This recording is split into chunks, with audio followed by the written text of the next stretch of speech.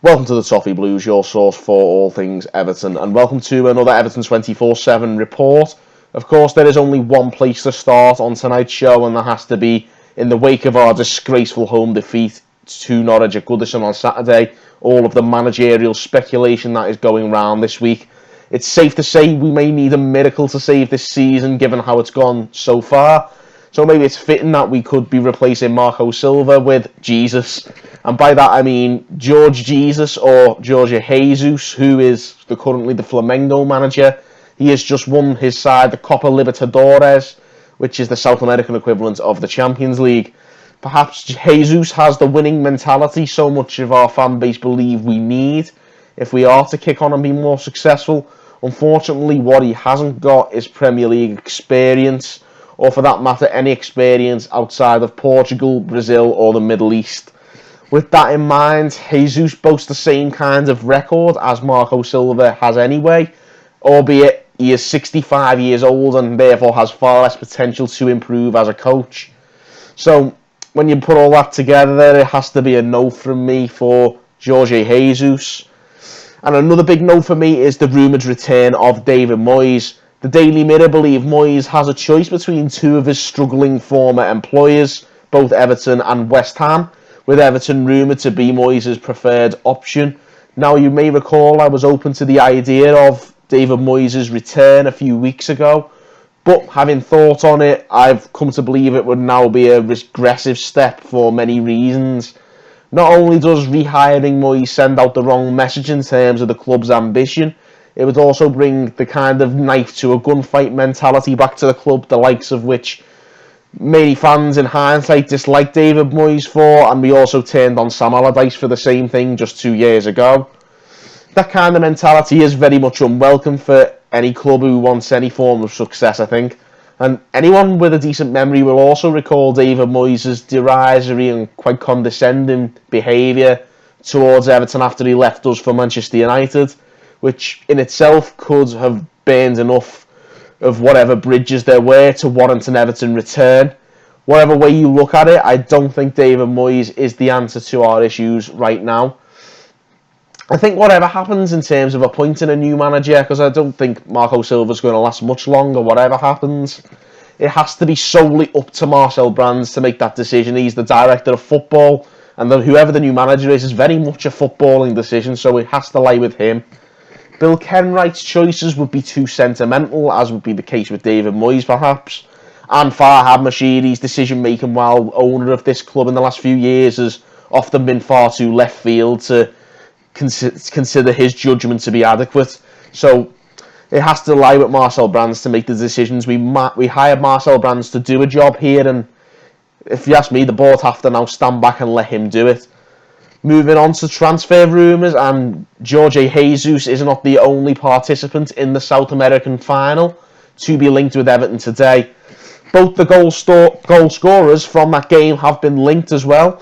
Firstly, Gabriel Barbosa, who scored 2 late goals for Flamengo as they came from behind to win the trophy. Both of those goals came in the last 5 minutes of the game plus stoppage time, and Gabigol, as he is known in Brazil, has been on fire in Rio de Janeiro this season. He's been loaned back there this season from Inter Milan, and he's also got 2 goals in 5 appearances for Brazil as well. So plenty of credentials there, if you like, but again, how much we've seen of him impressing in Europe as of yet, he's not really appeared much for Inter Milan or Benfica, of which he also spent a loan spell with them as well.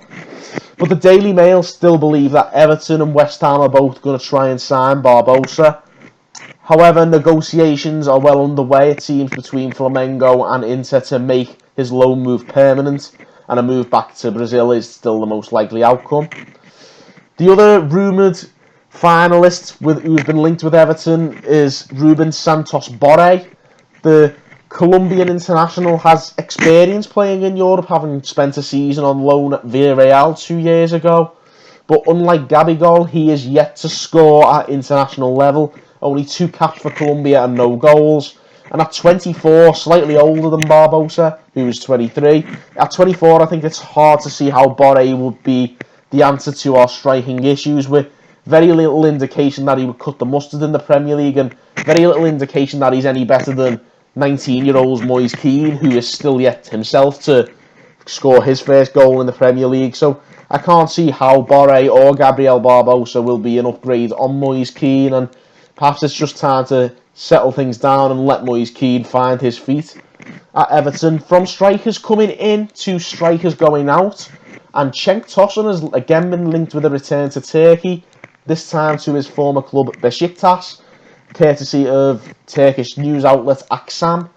That article suggests that Besiktas manager Abdullah Avci believes Tosun is the man to help boost Besiktas' title chances in Turkey, with them currently 3 points off the pace.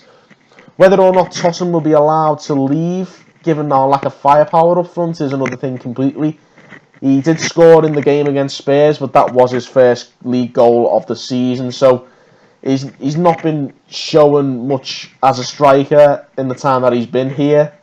So it's hard to see whether he will be desperately clung on to should a decent offer come in. We didn't really get a decent offer in the summer, so who knows if Besiktas do show up with a decent value for him. I can see us accepting that offer and maybe moving on from Cenk Tosun. Finally, today we end on a bit of a high note as Andre Gomez continues his recovery from injury today at Finch Farm. He thanked us for our messages of support on Twitter today. Those messages have been posted on the Everton website over the last few weeks, and it was quite a heartfelt video. In the midst of all the misery of recent weeks, it was a rare moment to warm the heart of any Evertonian, so definitely give that a watch if you haven't already. And that is that for this week's show. Let us know your opinions on all of the talking points in the comments below. Of course, give us a subscribe to the channel and give the video a like. And as always, thanks guys for watching on the Toffee Blues.